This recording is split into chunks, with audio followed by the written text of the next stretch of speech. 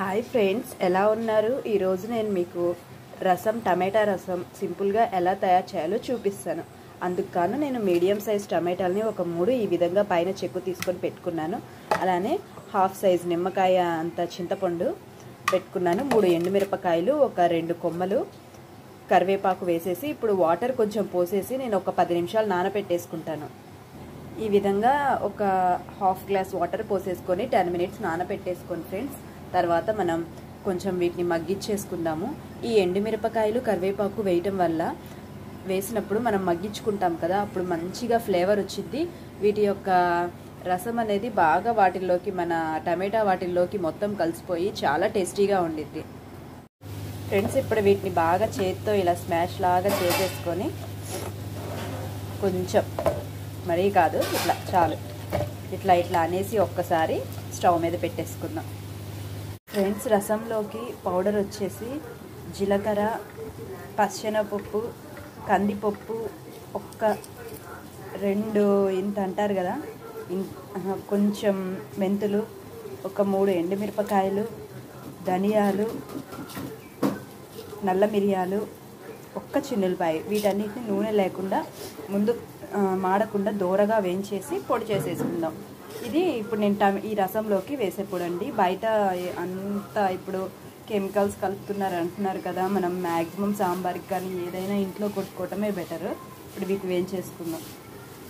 చూడండి, అయిపోవచ్చింది రసము. ఇంకొంచెం 10 మినిట్స్ ఉంటే ఈ మొత్తం మిశ్రమం అనేది మగ్గిద్ది. తాలింపు మగ్గితే సరిపోయిద్దండి. ఇందాక మనం గ్రైండ్ చేసుకున్న రసం మొత్తం దీనిలో వేసేద్దాం ఫ్రెండ్స్. చూడండి, వేసేసాము. దీనిలోనే ఇందాక మనం పొడి చేసుకున్నాం కదా, రసం పౌడర్ కూడా వేసేసి, కొంచెం పసుపు, రుచికి తగినంత ఉప్పు వేసి, సరిపడా వాటర్ కూడా పోసిన తర్వాత మీకు చూపిస్తాను ఫ్రెండ్స్. చూడండి, నేను కొంచెం క్వాంటిటీ ఎక్కువ తీసుకున్నాను కాబట్టి నేను కొంచెం అదంతా ఎక్కువ పోసుకున్నాను వాటరు. అయినా పుల్లగా మంటగానే ఉంది, ఎందుకంటే చింతపండు టమాటా 2 మిక్సీ వేసి ఉడకపెట్టాం కదా, అందువల్ల. దీనికి కంపల్సరీ చివరిలో బెల్లం ముక్క అనేది వేయాలి. కొబ్బరి పొడి అనేది, ఎండు కొబ్బరి పొడి మీ ఆప్షనల్ అండి. కరివేపాకు అనేది మధ్యలో వేసేయాలి, అప్పుడు మంచిగా ఫ్లేవర్ వచ్చింది. హై ఫ్లేమ్ మీద ఒక 10 మినిట్స్ పెట్టేసేయండి.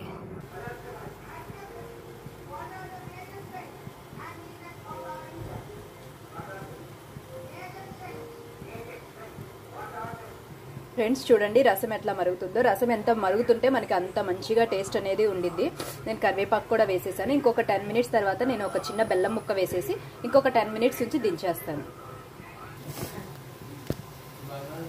ఫ్రెండ్స్. చూడండి, నేను ఇంత బెల్లం ముక్క అనేది వేసాను, కనిపించలేదు కదా, ఇందాక చిన్న ముక్క వేసేసాను. ఇంకొక 10 మినిట్స్ నుంచి ఆపేస్తాను. ఉప్పు కూడా సరిపోయింది, సూపర్గా ఉండిద్ది. దించే ముందు కొత్తిమీర వేసేసుకోండి ఫ్రెండ్స్. చూడండి, అయిపోయింది. ఇంకా నేను ఇది దించేస్తున్నాను. దించిన తర్వాత ఒక బౌల్లో పోసిన తర్వాత మీకు చూపిస్తాను. చాలా టేస్టీగా ఉండిద్ది ఫ్రెండ్స్.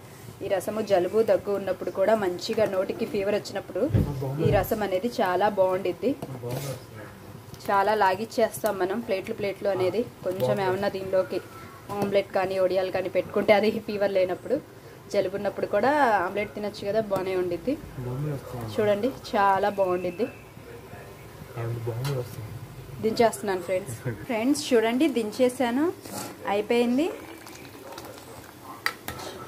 ఈ విధంగా ఒక్కసారి ట్రై చేయండి ఫ్రెండ్స్, రొటీన్గా కాకుండా చాలా బాగుండిద్ది. అయిపోయింది ఫ్రెండ్స్, రసం ఇదేనండి. ఒకసారి ఇలా ట్రై చేయండి. వేడివేడి అన్నంలో ఈ రసం వేసుకుంటే చాలా బాగుండిద్ది.